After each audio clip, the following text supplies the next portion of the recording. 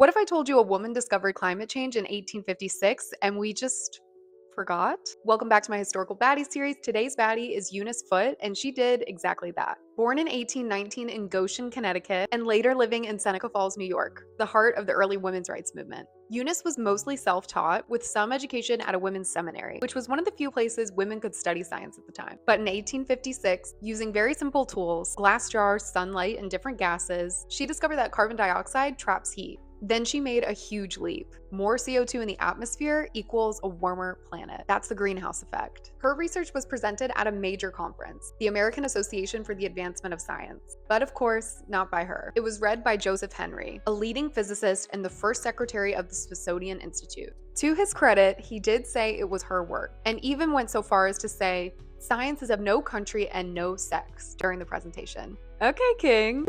But she still wasn't the one being heard. And what a coincidence, a few years later, John Tyndall published very similar findings. He didn't steal her work, but his research was widely recognized, and he became famous for explaining how gases trap heat in the atmosphere. Meanwhile, Eunice kept inventing. She went on to patent improvements in papermaking, but her climate discovery was ignored. She went on to live a well-rounded life as a wife, a mother, and a women's rights activist. She even signed the Declaration of Sentiments, which basically demanded equal rights for women, including the right to vote. Her work wasn't rediscovered until 2010, when Raymond Sorensen found her paper buried in an old journal. She figured out climate change 150 years early. Imagine if we had actually listened. Thanks for getting curious with me, guys. See you next time.